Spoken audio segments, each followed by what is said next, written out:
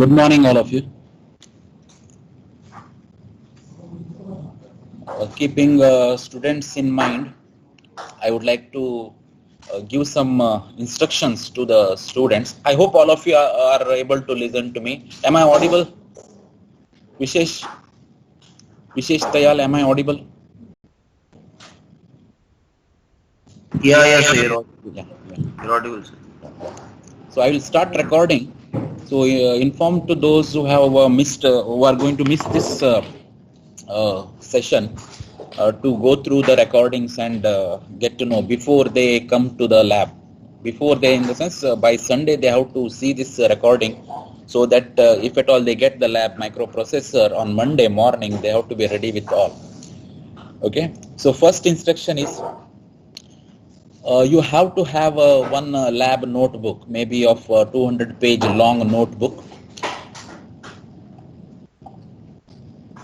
and in that I will send you today the manual which will have experiment number 4 to experiment number 10. Experiment number 4 to experiment number 10. Immediately after this session, I will post it. Okay. So on day 1, on your first lab session, it will be of 4 hours. You will be performing 2 experiments in that. Experiment number 4 and experiment number 5. In the next session, you will be performing experiment number 6 and 7. Third, you will perform 8 and 9. And there will be one more reserved session which will be kept at the end. In that, you can perform experiment number 10, plus there will be one examination, maybe an end semester examination it is called. What type of it is, we will let you know later. Okay, as far as end semester examination for lab is concerned, we'll let you know later, but it will be there. Okay, so 3 main sessions in which you will be completing 6 experiments, and the 4th session will be a reserved session. Maybe at the end we'll try to find slot and call you and perform, if possible, experiment number 10 and then the examination may be a write-up.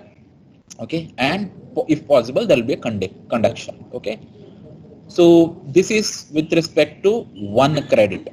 Okay, another credit is I will send you experiment number 1, 2, 3 maybe by Sunday. Okay, by Sunday evening, which you will have to write it. These 3 experiments are completely simulation experiments, which you will have to take a notebook and write these experiments, perform these experiments, write the results. Pranav,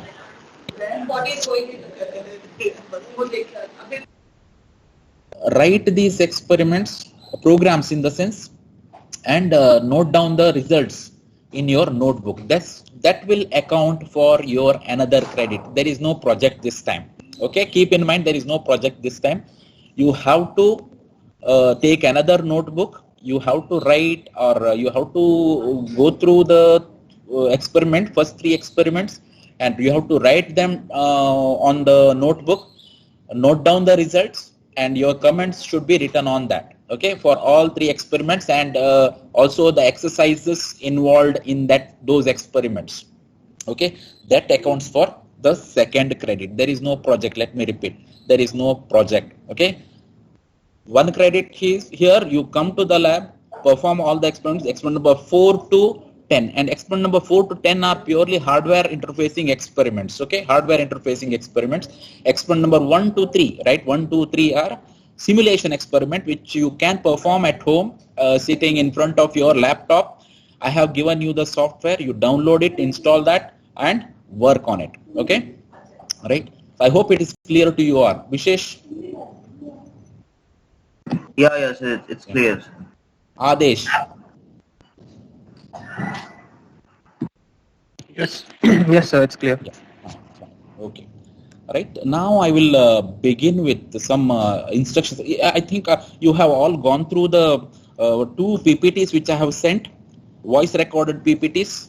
Please go through it. It is very, very important when you come to the lab. Okay, before you come to the lab, you have to be well versed with that. Okay, right? So two instructions PPTs I have sent. Please go through it again and again. Okay. Now today I will give you few more instructions about programming LPC 2148, in which involves some special, like we are interfacing with the hardware.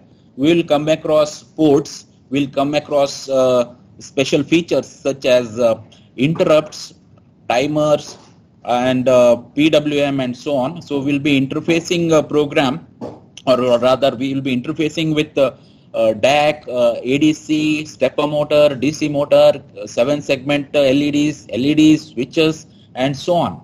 Okay, so that is the reason why I'll try to give you some instructions today, so that it will be easy for you to when you come to the lab and perform this experiment. You don't have to wait for our instructions. Okay, so now I will share a slideshow with you. Right, please carefully watch.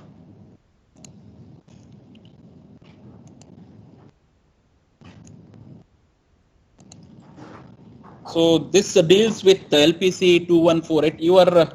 All your hardware experiments are going to be on LPC 2148. Okay, so I have shown you the images or image of board, right? On the board you have a daughter board, a small daughter board which has got LPC 2148 processor in it. Okay, let us see the device information. Device is LPC 2148. Number of pins 64. It's a 32-bit processor, right? On-chip SRAM 32 kilobytes, right? Plus 8 kilobytes endpoint USB RAM, right? These are all the memory specifications, right? It has got number of 10-bit ADC channel, one 10-bit ADC channel. There is UART 0 and UART 1, right? Two UARTs, okay, right? So sorry, a 10-bit DAC as well as 10-bit ADC it has internally, okay. Is the peripheral memory map, right? So most of the features, maybe it is ports, timers, or what do you call PWMs, or so many registers are placed in this location, right? Starting from E000 to 0000, right? So we have to program these features, because we are going to program to the port, so that the port interfaces with the external device or the devices on board, right? We need to send or receive or send data to the port or receive data from the port. Okay, so that is the reason why we come across these addresses. Next, see, so APB peripheral peripherals and base addresses, right? Say for example, watchdog timer has a register address. Anyway, we are not going to program this watchdog timer. So starting address is E00, timer 0, so E0000000, right? Timer 0, you can see the addresses, right? You don't have to remember these addresses, right? We have given some provision. You don't have to remember these addresses, right? So, but you cannot directly send say move some data to, right, UART 0 directly. You have to use the address, and to that address you have to send it. Okay, right? These are the different starting addresses for different features of your LPC 2148. Okay, so you can just have a look at the pin diagram of LPC 2148. Now you carefully observe, right, some pins like pin number 1, right? Pin number 1 is not only a port 0.21, it can also be programmed as PWM, that is pulse width modulator 5, right? Then it can be programmed as some other, right, AD 1.6. It can be programmed as a capture pin for the timer, right? So one pin, or you can see many such pins which has multiple functions. Okay, say for example, pin number 1, it is not only a port pin but also some other operations, right? So each, you can see only few pins are, right, a few pins are there which have only one function, either they are required for biasing or for ground or something like that, but rest of the other pins you can see at the most can perform 4 operations, right? So at the most can perform 4 operations. Say for example, pin number 14 can be used as a P0.29 or an IO pin. It can also be programmed as AD0, that is analog to digital converter 0.2. The channel I am talking about, the capture input pin, it can be used as a counter event counter capture, and it can be output from the timer, that is MAC T0.3, right? So we have based on the requirement, right? So suppose I want to program pin number 14 as an IO pin, I have to see that it is programmed as a IO or general purpose IO. Okay, if I want to program, say for example, I want to program pin number 15 as an interrupt 3, external hardware interrupt 3 pin. I have to I have to program it in such a way that it will do interrupt only. Okay, it will acknowledge interrupt only, right? So how to do that? Right, before that, let me just give you the pin port structure. There are 2 ports here in LPC2148, P0 and P1. P0 here, P0.0 to 0.31. There are 32 pins port. Okay, so in that P0.24, 0.26 and P0.27 are not available for the port pins, right? Rest of the port pins are available. It can be bidirectional, unidirectional, and so on, right? So IO pins, okay? Right. So, for example, if I take P0.0, P0.0 is pin number 19 can be P0.0. It can be used to transfer data serially, in the sense of transmit data serially, and or it can also be a PWM1 pin. Right. Now, for me to program a particular port or particular pin, for particular operation, I need to use a particular register, which I will tell you shortly. Meantime, I will show you P1.0 to P1.31. That is 32 pin port 1, right? Port 1, 32 pin port 1. You can see here. Port 1 is a 32-bit bidirectional IO port with individual direction controls for each bit, right? You can control the direction. There is a register to control the direction. There is a register to control the operation or can choose the function for a particular pin, right? I have shown you a few pins only, right? Not all pins, okay? If you want to know about all the pins, I have sent you the manual, the data sheet rather, not the manual, data sheet. You just go through it, okay? Next, right, pin select register. Right now, to make a port to work as a particular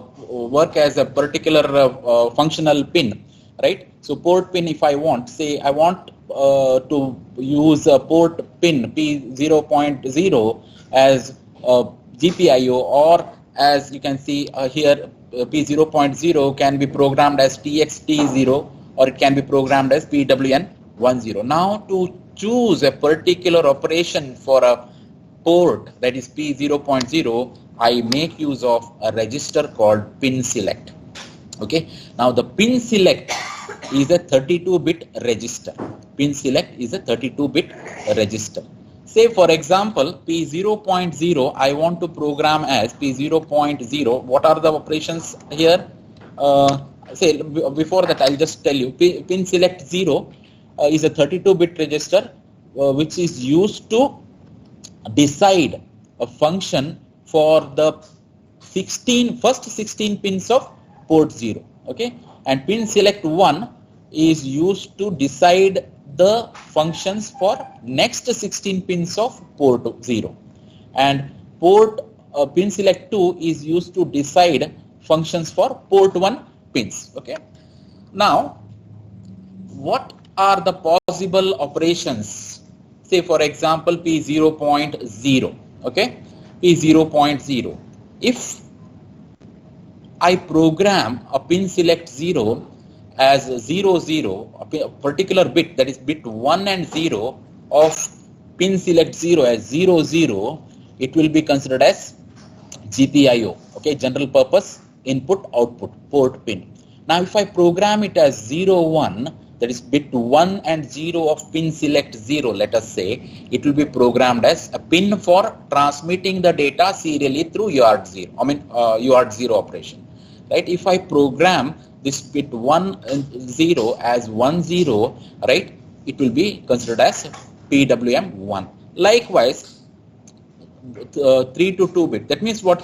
2 bits of pin select register, pin select register dedicated for each pin. That means what? So pin select 0, if I take, it's a 32-bit register, and first 2 bits are for port 0.0 pin, 0.0 pin. Next 2 bits are for P0.1. Next 2, and so on, like this.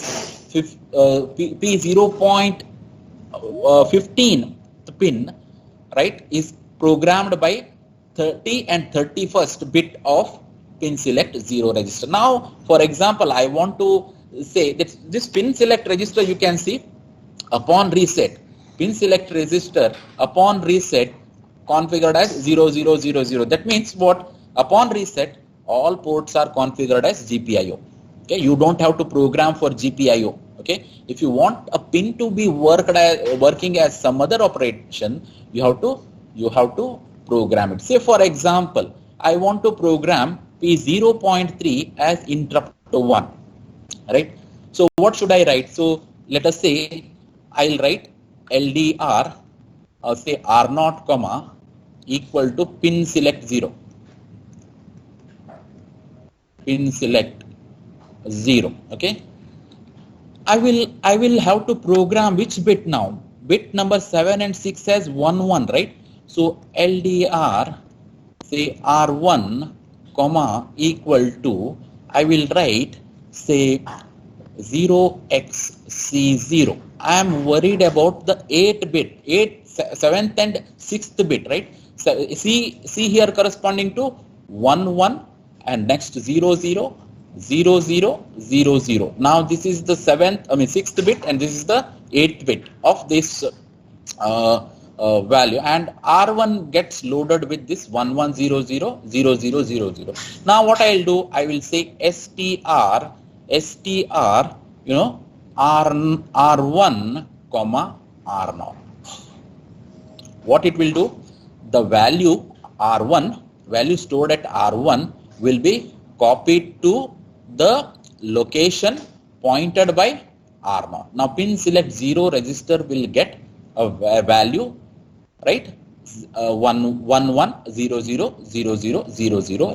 Rest all bits are all zeros. Okay. So what it will make? This will make this P0.3 an EINT 1 pin. That means if you want to program a port pin other than GPIO pin, you have to select a particular value and then program it to pin select 0. Now pin select 0, right, can be used to program for first 16 bits, or rather first 16 pins of port 0. Okay, pin select 1 can be used for programming next 16 pins of port 0. Okay. Likewise for port 1 also, port 0, and here in port 1 pin select register 2, you can go through the manual as far as specification is concerned, right? Next, these are the registers, the addresses of these registers. Say for example, for port 0 IO 0 pin, port 1 IO 1 pin. Okay, right? So these are the register which is used to write values to the port or read from the port, right? IO pin, IO set, IO dir, IO clear. Now IO dir is used to decide the direction of the port or GPIO port. If you want to program GPIO port as, or port pins, or particular port pins as input port, you don't have to do anything. It is by default, upon reset, all ports are configured as input port, right? Because IO dir is 0000, 0000. Okay. If you want to configure IO dir as an output port, you have to write if you want to configure a particular port as output port, you have to configure IODIR register and choose a particular port location and place a 1 in it. Okay, I'll show you that how to do it. And you can even clear the port pins. You can set the port pins. And you can read and write data to ports using IOP. Okay, IOP. Okay, I'll just take an example here. Let us configure P0.16 to P0.23 port pins as output pins. Okay, right? So you can see LDR R1 equal to IO0 DIR, read as IO0 DIR, right? Now what you see here, LDR R0 equal to 0xFF, right? Now here first digit here is in hexadecimal. X stands for hexadecimal representation. First digit here 0 accommodates 4 pins of 4 bits, right? 4 bits means 4 pins, right? Next 4 pins, right? P0, let us say P0.0 to P0.15. We are not touching. We are interested in P0.16 to P0.23. I configure P0.16 to P0.23 as output port. For that, what I'll do, I'll write I'll write the 16th location to 23rd location of this register as ones. Okay, 1111, 1111, and I will store this R0 into memory location pointed by this R1. Now IO0 DIR will get this FF0000 means what? It will say P0.16 to P0.23 act as an output port. Okay, it will say to the port, or it will program to the port 0.16 and P0.23 as output port. Okay, right? For that we have to define the IO0 DIR initially with its address. The address of IO0 DIR is E0028008. Okay, it has to be defined before the program body. Okay, or else I will give you another way to not to define it before. You use a file, you use this name directly. Okay, so the next now to set the port pins, now I have already declared P0.16 as 0.16 to P0.23 as output pins. Let us say now I want to set the port 0.16 to 0.23. What I'll do, I will say LDR R1 equal to IO0 set. That means what? Address of IO0 set will be copied to or loaded to R1. Okay. Now LDR R0 equal to 0xFF. Now I want to set the port pins, or any one port pin, or any 8 pins, or all 8 pins if you want to set, you can set. And then str R0 R1. What it will do?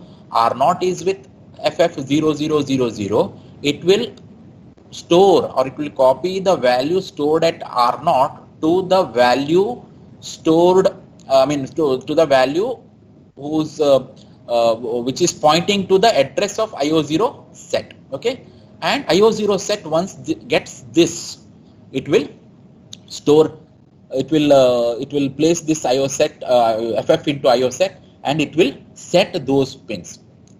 Now if you want to set only say 4 pins, lower 4 pins of P0.16 to P0.23, okay, so you can keep only 0xF0000, okay, to store it, okay, to place it.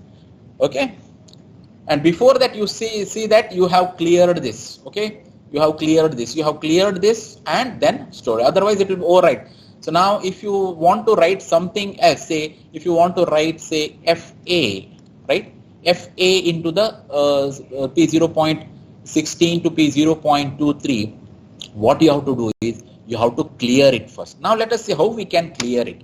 Right, to clear the 4 pins, right, P0.16 to P0.23, I will use a register called IO0 CLR. You read it as IO0 CLR.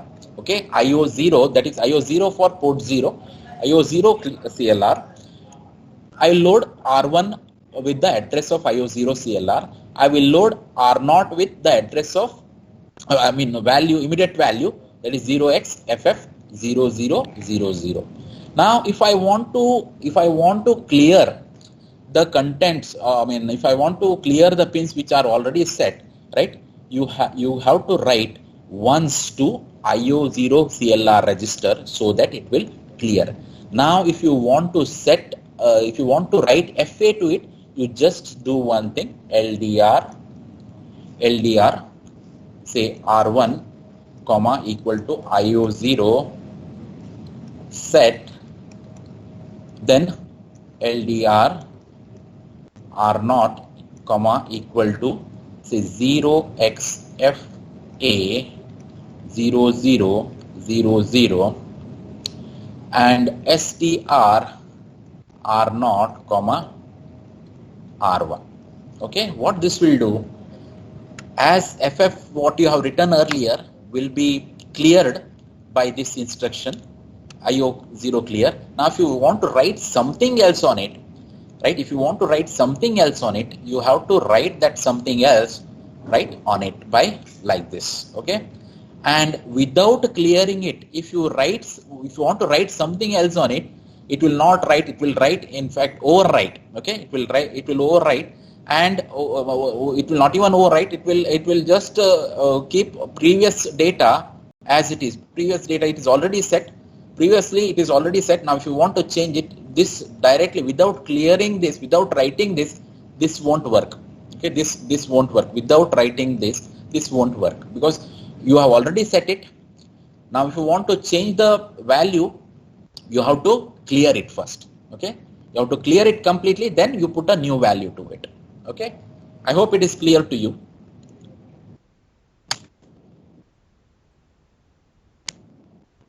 Now to read from or write to the ports, right? So if you want to read from the ports or to write to the ports, one register you can use called IO pin.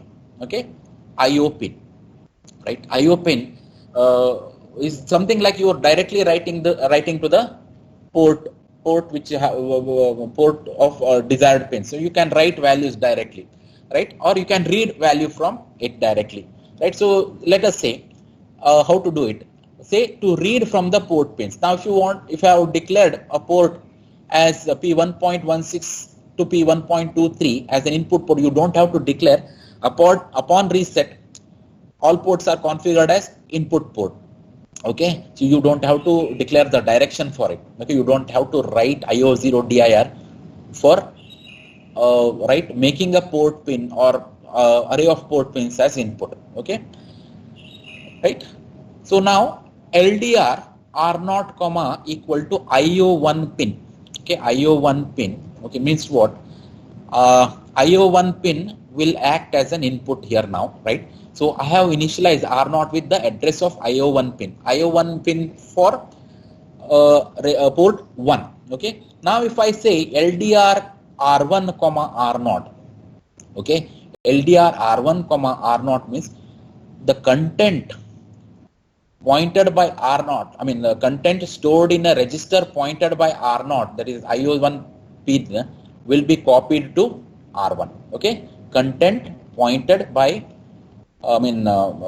content register pointed by R0, okay, will be loaded in R1. Okay, and if I want to store this content which is read from the port 1 to port 0, which is configured as output port, let us say, what I will do, I will say LDR R0 comma equal to IO0 PIN, okay, and STR R1 comma R0, right? So what I will do, I will just, now this R1 holds the value read from port 1, that is P1.16 to P1.23. Now I am placing this R1 value to R0 for both reading and writing. What I have used? IO pin. Okay, for reading as well as writing, IO pin I have used. Now for reading, if I use IO pin, I will have to use LDR. If for writing a value to a port, right, using IO pin, I have to use STR. Keep in mind, LDR for reading, STR for writing. Okay.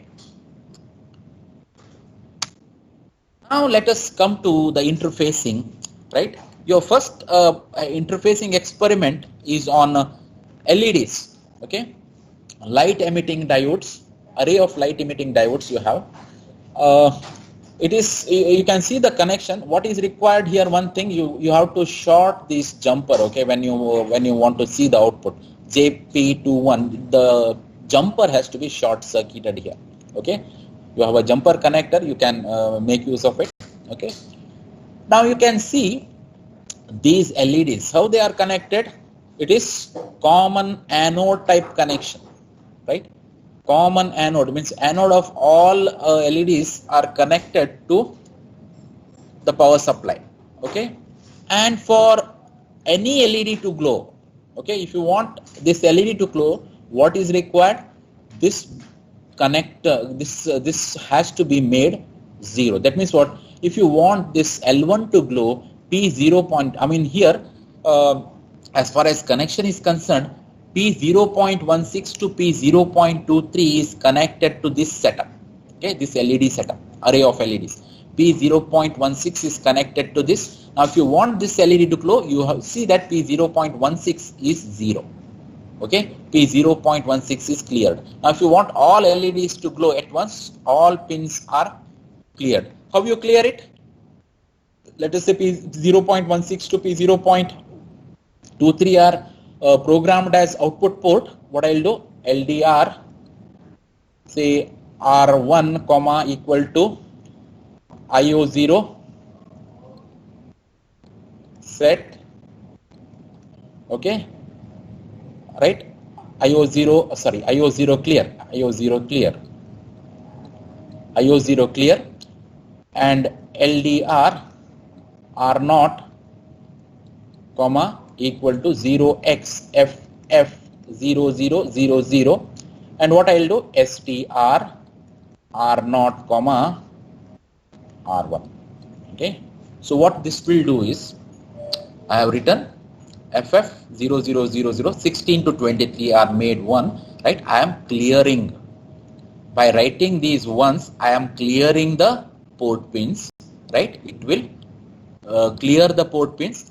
If it clears the port pins, all these values are going to be 0. That will blink the, that will turn on the LED. Now if you want to blink it, set for blink in the sense what? On and off, on for some time, off for some time. That means what? Respectively, clear for some time, set for some time. Okay, fine.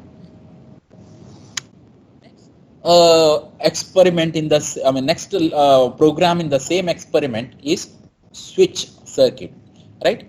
So just below LED setup, you will find this switch, right? By there is no connection here in the switch. Like the one end is connected directly to the ground, and other end here is connected to the port, right? If it is not connected, switch is not pressed, what is the value appearing across the port pins is P0, P1.6, 1.16, P1.17 and so on up to P1.23. Now these P1.16 to P1.23 are to be configured as input port. Upon reset, you don't have to do it, are configured as input ports, right? So what will be the voltage appearing across these pins is 3.3 volts unless and until you press the key. As soon as you press the key, what will happen? The current flows through this and gets ground, and what is the voltage that appear across the port 1.16 with respect to ground is 0. So moment you close this switch, it will be, right, port value will be 0, or input to the port will be 0, like this for rest of the port pins, right? So the next program in the same experiment is buzzer, right? What is buzzer? Buzzer is nothing but will buzz or will sound if there is a high on it, if there is a high voltage on it, okay? Or will give you maximum sound if it is having a maximum input to it, right? The sound of the buzzer is directly proportional to the current passed through it, okay? Current passed through it. If you write a 1 to it, it will buzz, it will sound with the maximum intensity, and if it is 0, there is no sound. Now to control the sound, what you can do is you can use something like a duty cycle, right? So you can reduce the current, right? If Imax is the maximum current, Imax by 2 if you want to do, you use a duty cycle of 50%, so that the average current you will get Imax by 2. You can turn on, you can generate a clock in such a way that it will control the current flowing through the buzzer, right? So you can control the sound in the buzzer, right? So 1 if you write, it will buzz with the maximum sound, okay? So the connection to this is P0.9, right? A relay. Next program in the same experiment is relay, right? Now which port pin is used for relay? P0.10, right? What this relay operation is? Relay is having a magnet, electromagnet here, right? Upon applying a 1 or energizing this relay, what will happen is this relay is connected, you can see a switch, right? The switch get attracted toward the next line. So normally open, if you consider, upon energizing, it can be said to be normally closed, right? It is closed here, right? So the speed with which you send the right ones and zeros, it will get closed and open. Now this close and opening switch, right? It is the relay which is acting as a switch now can be used to control any high power device. Here, right? So one end you can connect to the high power device or turn on the bulb or off the bulb. Anyway, we are not using any electrical device here to turn on and off, right?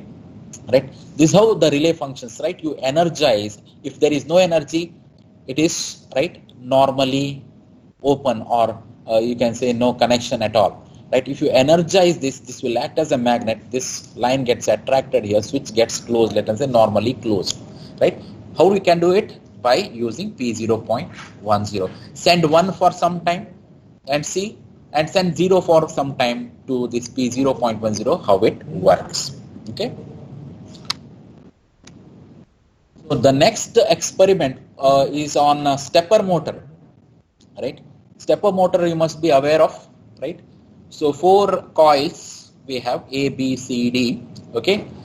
Upon energizing a coil in a particular, or coils in a particular fashion. So now these coils, P0.8 is connected to coil A, P0.9 is connected to coil B, P0.10 is connected to coil C, P0.11 is connected to coil D. So let us see the working principle. Now if I energize this coil, right, so the current will flow through this and it will it will make the motor to work accordingly, right? How the motor can be made to rotate? A stepper motor, right? Let us say the coil connection is something like this. You can see this one is called a rotor. Now this rotor is a permanent magnet with north and south poles, and here we have coils wound on stators which are fixed, right? These are electromagnets, okay? Coil A wound on this particular stator, it is right. You can coil here, coil A wound on this stator, coil B wound on here, this stator, C here, D here, okay? Now upon energizing this coil, let us say if I energize in the sense what I write a 1 to P0.8, what happens? The coil get energized and this stator will act as an electromagnet, okay? And say it takes a polarity of south, and the permanent magnet which is here will take a polarity of north, and this motor will take a position like this.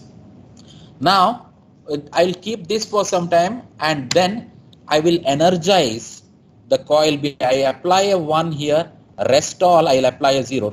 If I have applied a 1 in this case, I'll apply a 0 for rest all.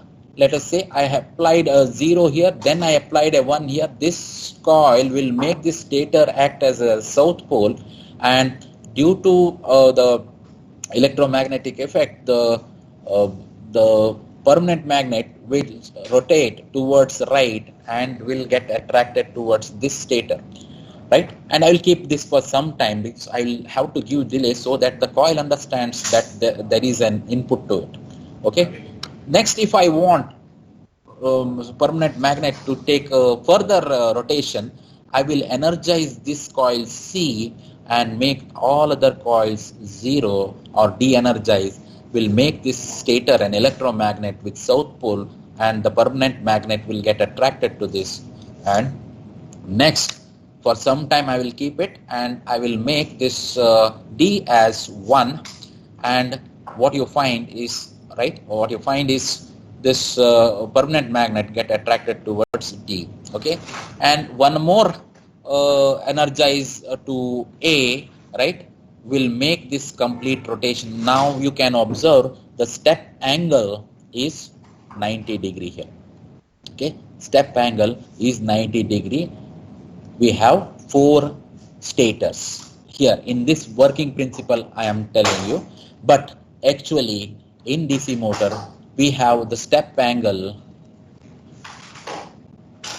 is equal to 1.8 degrees. 1.8 degrees. Now here we have 4 coils with the step angle. In this working principle, with the step angle is 90 degree, right? So the next step will be 90 degree at 90 degree. But actually your stepper motor has a step angle of 1.8 degree, but with only 4 coils, not those many coils. Now if I have to have a step angle 1.8 degree, I have in fact in stepper motor 200 such stators,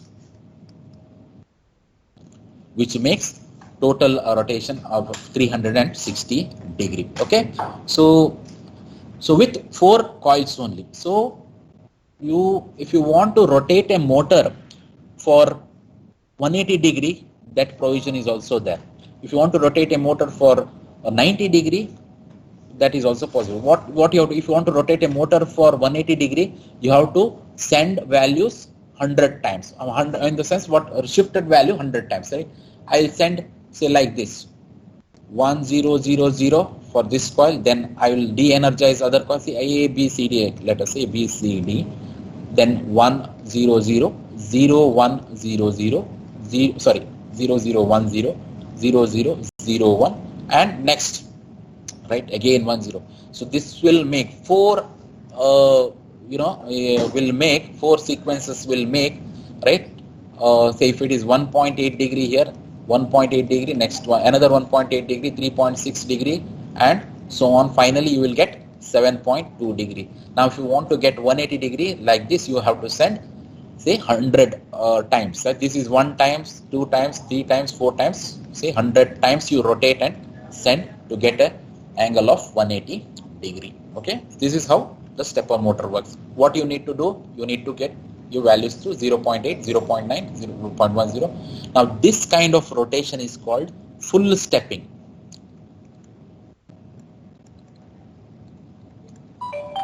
Another concept is there, which is half stepping. Half stepping in the sense, what is half stepping? What I can do is energize this first coil, okay, energize this first coil for some time and leave it, and then energize these 2 coils together. What I'll get? I will get this permanent magnet is between the 2 coils, okay, between the 2 coils. What will be the step angle now? The step angle will be 45 degrees. Okay. Next, what I will do, I will remove the energy of this coil. Okay. Then I will energize only this coil. I will keep it for some time. Step angle is 45, another 45 degrees. Then what I will do, I will energize this coil plus this coil together. What will happen? The permanent magnet will point here. Okay. Permanent magnet will point here in between coil B and C. Right. The step angle is 45. Now, for a given stepper motor in the lab, if it has got a step angle 1.8, by means of half stepping, we can get a step angle of 0.9 degrees. Okay, 0.9 degrees. Okay, with the stators, number of stators we call a teeth. Okay, teeth. It has got 200 teeth, I can say. Okay, the stepper motor has got 200 teeth in it. Okay, this is about stepper motor. Next is the DC motor. So DC motor is what? The DC motor is the one which rotates with the depending on the current applied to it, right? So the speed of the motor is directly proportional to the current applied to it, right? Current applied. So here we are applying ones and zeros. How we can control the current?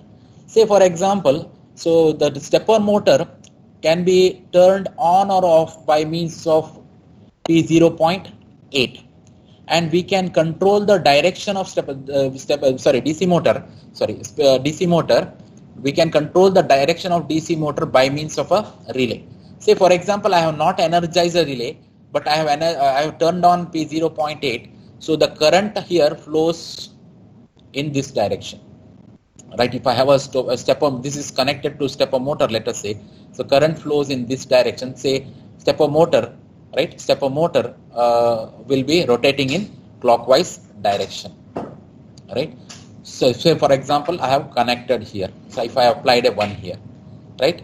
If I have applied a 0 here, motor won't rotate, right? If I change the direction, if I applied a 1, and if I energize here, the current will get connected here. If I energize it, current will get connected. I mean, this will get connected here rather. The current will flow like this, in this direction, reverse direction, right? So P0.1 is connected to, P0.11 is connected to relay, which controls the direction of your rotation, either clockwise or anti-clockwise. P0.8 is the one which can turn on or off the motor. Now, if I apply a 1 to P0.8, if I apply a 1, the motor will rotate with the maximum speed. Let us say 1200 RPM, right?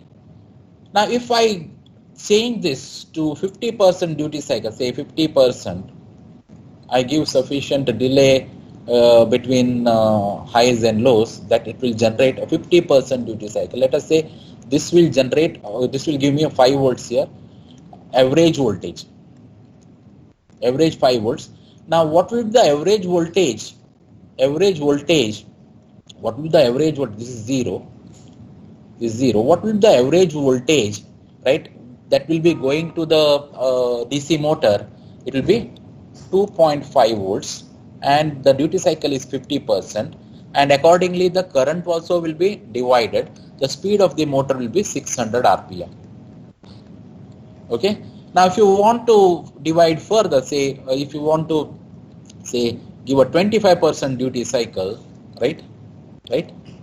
Say average voltage is 1.25 volts. Average voltage is 1.25 volts. The speed of the motor can be reduced to 300 RPM. Okay, this is how we can control the speed of the DC motor by means of duty cycle or pulse width modulation. Okay. As far as lab instructions are concerned, I will restrict myself to up to this experiment today, because it will cover 2 experiments which you are going to do on first day. Okay. So for next 2 experiment, I will conduct a session again. But before that, I will just take one program and show you how to simulate it.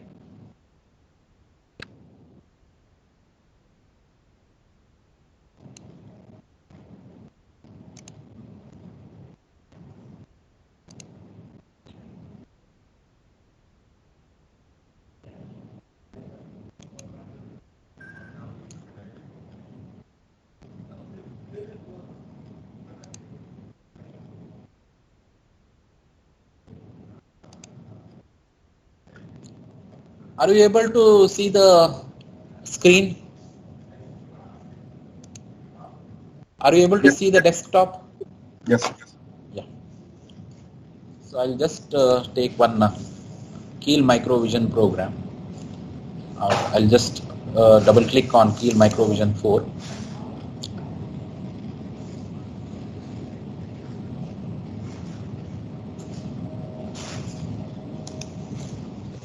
Okay. I'll create new project.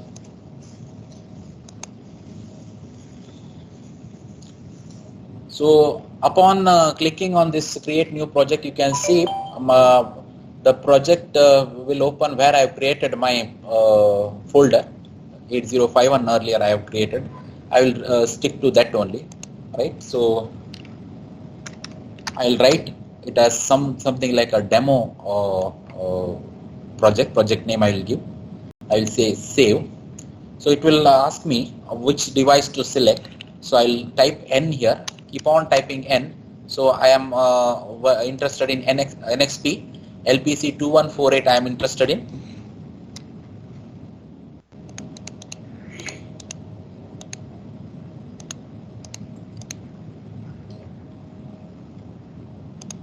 Okay. So it will give me device specifications. Yeah. I'll say OK. So then it will ask me whether to copy LPC 2100 startup code. So as I said earlier, if it is only simulation you are doing, you don't have to take this. If you are doing hardware interfacing, if you have to, by mistake, let us say you have said yes. Okay, no problem. You can remove it. Okay, I have said yes. Yes, I have added it. Right? Though it is not required for first program of mine. What I'll do, I'll just add one file. I'll just add one file. This file I will try to find out.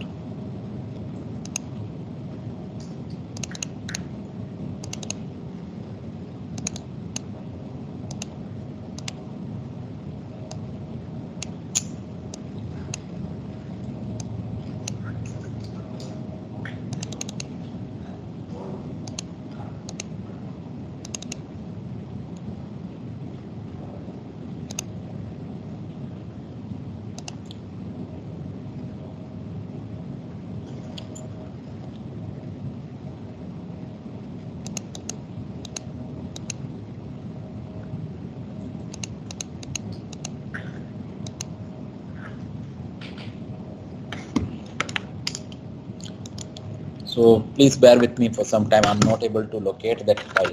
Just locate that file and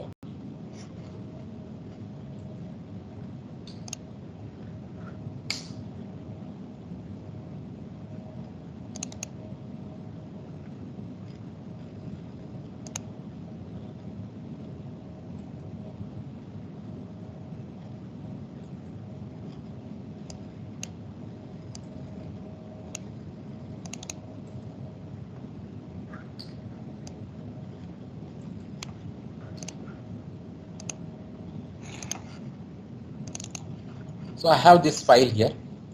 One simple program I have taken, which performs all possible arithmetic operations. Okay, add, subtract. Okay, so I have a startup file with me.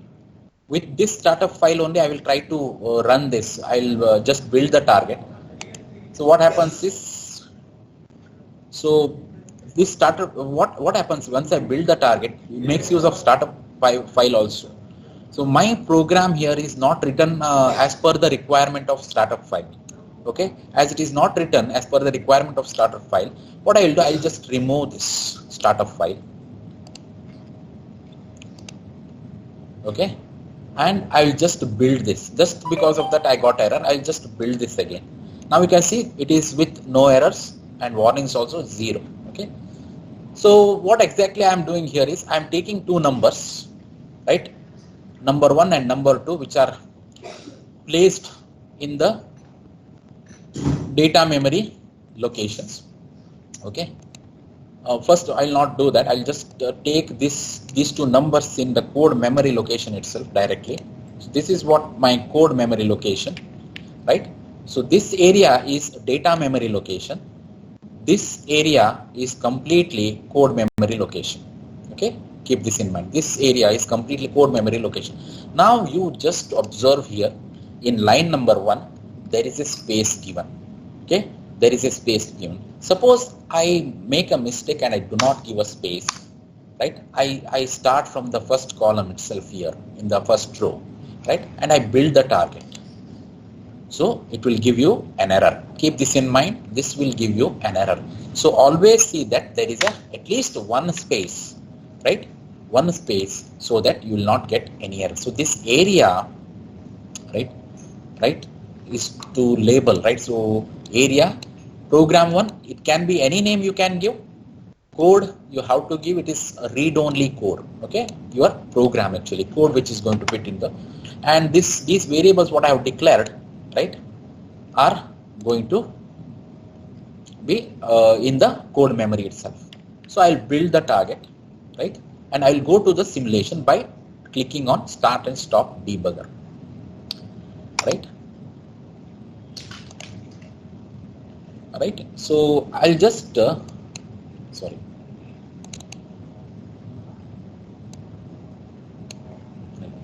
You can see the disassembly also here, okay? And I'll just open the memory, which I have not shown in the slides. So I have clicked the memory here. I've clicked the memory. Say I will write an address, say start from 0. Okay, I'll write a starting address as 0. Right? What you can see is 0, 0, 0, 0 onwards, right? It's 50, 40, 9F, E5, right? So same thing you can see here. See here. So in the disassembly window, 50, 40, 9F, E5, right? So how it is getting stored? 50 in 0, 0, 0, 0, 40 in 0, 1, 9F in 0, 2, E5 in 0, 3, right? So this is a byte view, right? Byte by byte view in the memory window. You can also have an integer view which will give you 4 bytes at a time. Okay, you can see 50, 40, 9F. That means what? 0th location will have a value 50. First will have 40. Second will have 9F. Third will have E5. Okay, so this is what is the opcode or the code format of your assembly file. Okay, so in processor it will be saved as these bytes only with the addresses. Okay, right? Now I will see here in this program I have written addition, I have written add with carry, I have written subtraction, I have written subtract with carry, RSB reverse subtraction with carry, and bit clear. Okay, right, operations. What I have done, I have made these results to get stored in data memory location, right? So data memory location or data memory area starts from 40000000. So I'll see what is there in that 0x40000000. Okay, and enter. So you'll find nothing is there, no content is placed in this. Okay, so what I'll do, I'll go for step-by-step execution now. So observe the registers at the same time. For the step-by-step execution, what I have to press F11. So F11, right? LDR R4, num1 got executed. R4 got a value called 50. 50 is the nothing but the location, right? Location where num is labeled. So label location is num1, and 54 is, right? I have defined BCD double word, right? So it will take 4 bytes, next 4 bytes. So the next location is num2 54, right? So now what I'll do, I will load LDR. I mean, for that what I'll do, I'll take these two values in the registers R1 and R2. Okay, right? I have taken these two values now, right? So then I have to initialize, right? I have to initialize a result location, right? So what is the result location? R0, right? So for that, what RES, whose location is 40000000 stored in R0. Next, I will perform the addition. Add R3, R1, R2. Give me the result R3, result in R3. that E9999. If you have a closer look at these two numbers, it is two 32-bit numbers I have taken. If I add using calculator, you will find it will exceed 32 bits. It will be 33-bit result, right? So let us see why it has happened, right? Later, okay. Simply adds. It will not affect any carry, right? And the result gets stored. You can see in the location 4000000 in the memory, right? Result got stored in the memory. You can see down there memory 1, and the next execution, right? str, the next is the addition with carry. The memory is incremented by 4, right? Memory is incremented by 4 already. Here R0 got incremented by 4 already, and where it is going to place the next result, you can see E999. Okay, in both cases it is E999. Next, subtraction gets stored here. Okay, then subtract with carry. You can see the comments I have written get stored here. Then reverse subtraction. You can see here there is no flag got affected now, right? So here the next instruction RSC, right? Reverse subtraction with carry. So the next location it is result going to be placed. Bit clear, right? So next location is going to be. So now what happened? R0 got incremented after every storage, right? So what we observe here is upon taking the data into the code memory, right? We could see these values changed, but no carry flag got affected, or no flags got affected. To get the flags affected, what I'll do, we have to do, in fact, use lock S after the instructions add C sub C RSB RSC S. Now I'll build this again. Let us see the changes. Okay, and at the same time I'll observe CP. Now once again when I build, you see the memory contents are all zeros now. Okay, now F11. I keep on pressing F11, and you see after the first addition or first operation, CPSR got affected, right? Next again, the CPSR got affected, and so on, right? Results got placed, right? If you want to get flags affected, you have to write in a different way. That is, S has to be included. Okay.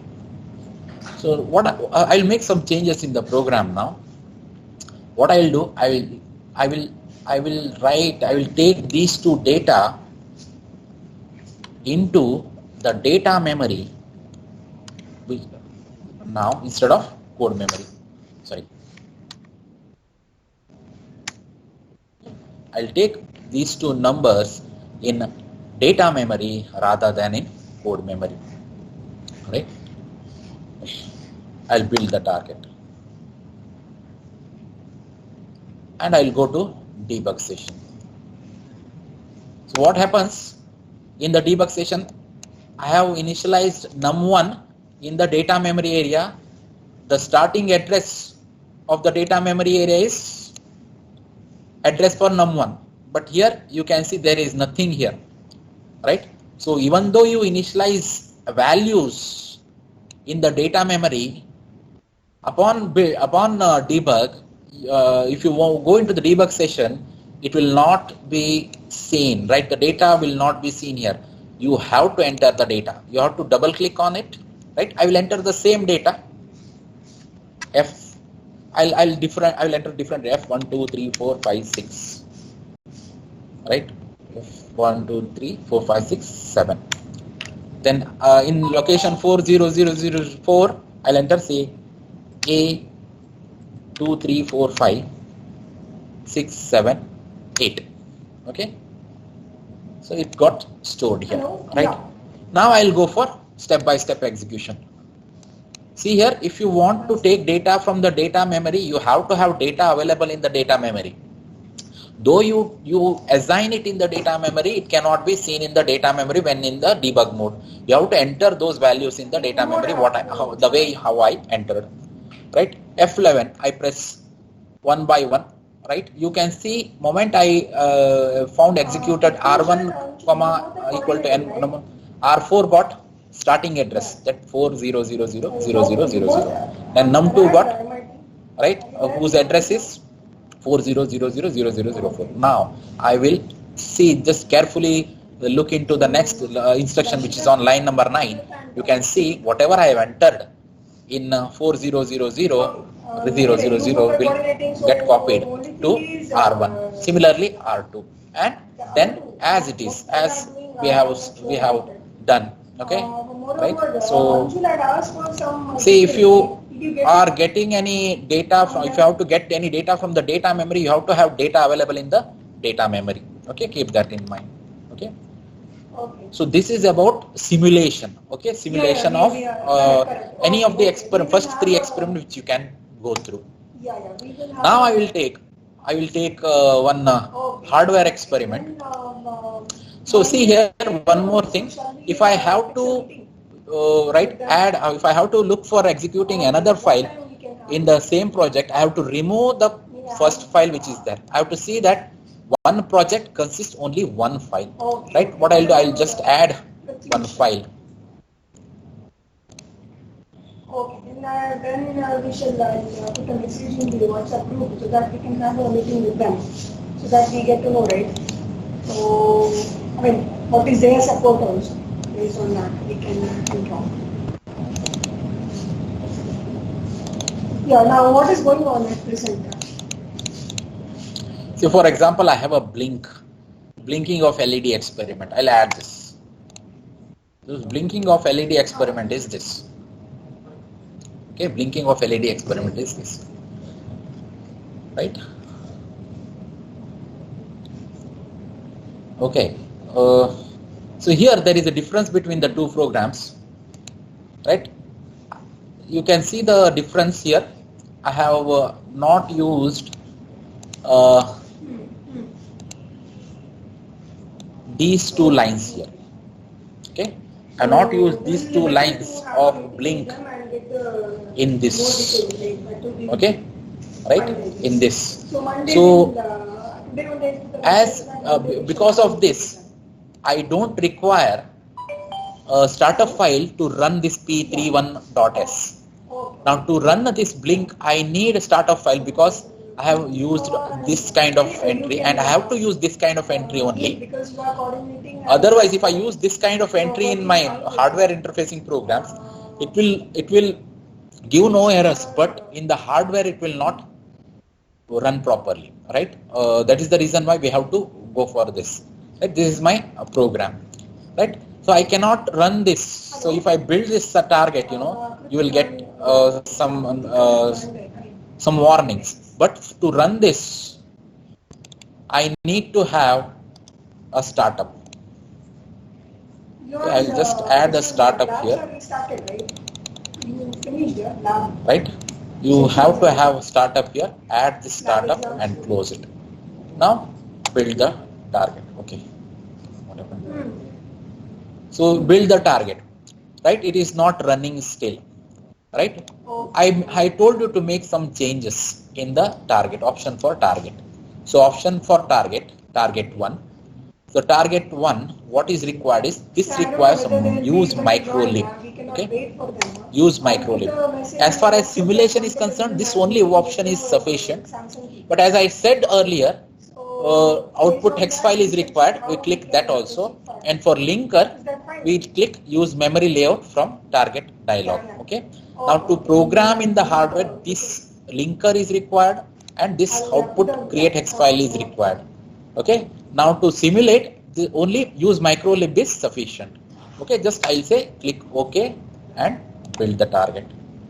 So errors and 2 warnings. One warning is for missing the end, so which I can include. Right? So I'll say save and warning is reduced to 1. right? Warning is reduced to 1 and you don't have to worry about warnings. Okay, right? So now I'll go to debug. What this program says, this program is to blink the LEDs. So blink the LEDs. For that, what I have done, LDR, as I did earlier, LDR R1, IO0 DIR, load the address of IO DIR, okay, to R1, right? So that I configure P0.16 to P0.23 as output, okay? Then I will store this to IO DIR, so that P0.16 to 0.23 configured as output, right? I will initialize IO set, I will initialize IO clear. My job is to set and clear, right? So here I have initialize R4, 0x00 FF0000 to set and clear P0.16 to 0.23. So what I have done, str R0, R4, R2 means what? It is clearing it. Okay, R2 is, sorry, it is setting the port. R4, R3 is setting the clearing the port, right? So just for simulation purpose, what I'll do, I'll just comment this delay part. The reason for commenting delay part is it will take more time. Step by step execution, if I go, it will take more time.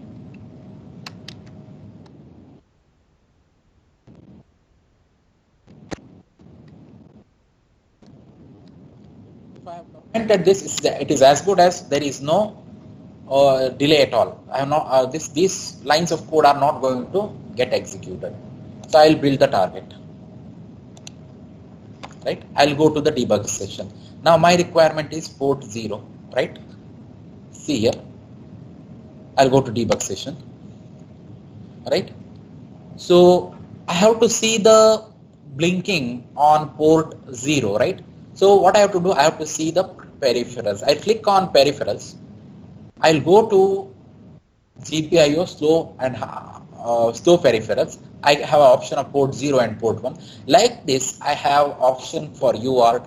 I have option for I2C simulation, SSV interface simulation. I have option for interrupt controller simulation, right? So I can simulate, right? So before I program into the actual hardware, I can simulate and see. So for this particular program, I am interested in blinking of LEDs, say P0.16 to P0.23 connected to LEDs, right?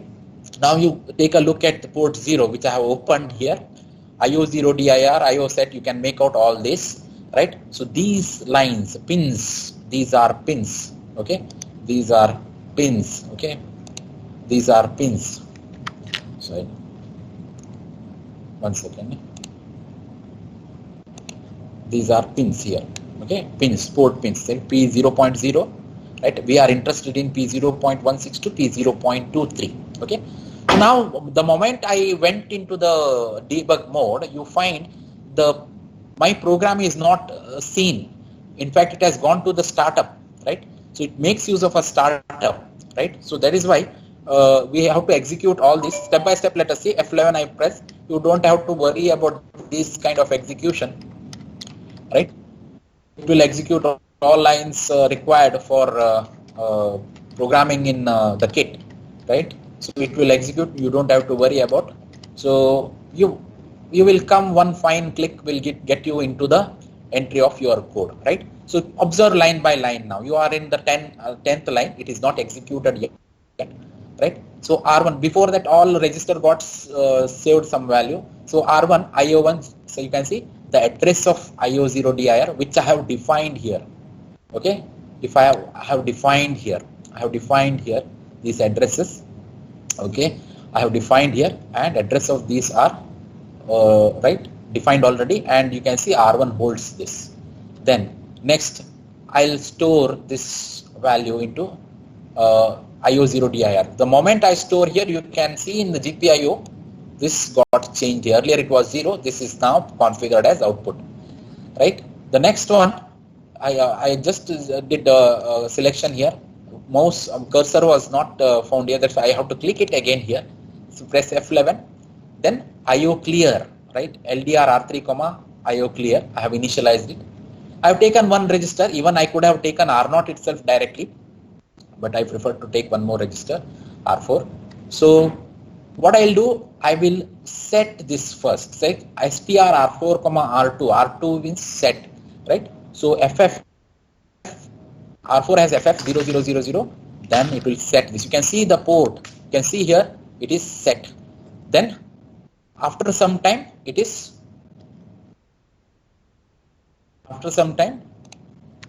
clear. Say you can see set clear, set clear, set clear, F11. Okay, if I press, right? Now the same program, same simulation if you want to see, right? With the delay running directly, what I will do, I will have to decomment them. These two have to, these two delay have to be cleared. I mean cleared in the sense make ready for execution. See, I have made changes in the simulation mode. Now if I press F11, you will find you will not see this delays are not, you see delays are not getting executed. You will see delays are not getting executed or simulated. I have made some changes. So I want this delay be incorporated. What I'll do, as I made some changes, I have to stop the debugger, go to the program or build the target again and start the debugger again and run, right? So F11, if I keep on pressing, delay will make my program get stuck, right? As it is a continuously running program, what I'll do, I'll just click on this run option or F5, okay? Run option, just see, I'll click on this. You can see the simulation, right? Blinking of ports, okay? So the same thing will happen with the LEDs, okay? So before programming into the kit, you please check with simulation, see whether your program is working well or not, right? You can program it only after simulation if you prefer to, okay? So I'll stop here. Next to experiment, I will fix a session and demonstrate you. I hope instructions are clear to you. One lab notebook for your regular lab experiments. What you need to do is, I am going to send you the experiments 4 to 10 at once, right?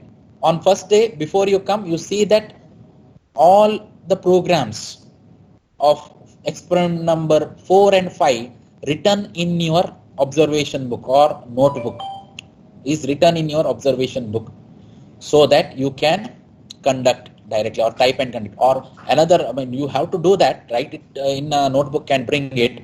At the same time you can keep it typed, keep the programs typed, store it in your upload it in your inbox, and when you come to the lab, we have internet connection, you can download it and use those programs to program. You will save a lot of time in that case if you want to, okay? So any doubts?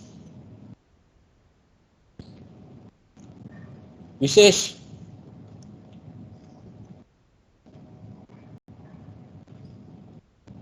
I will stop recording.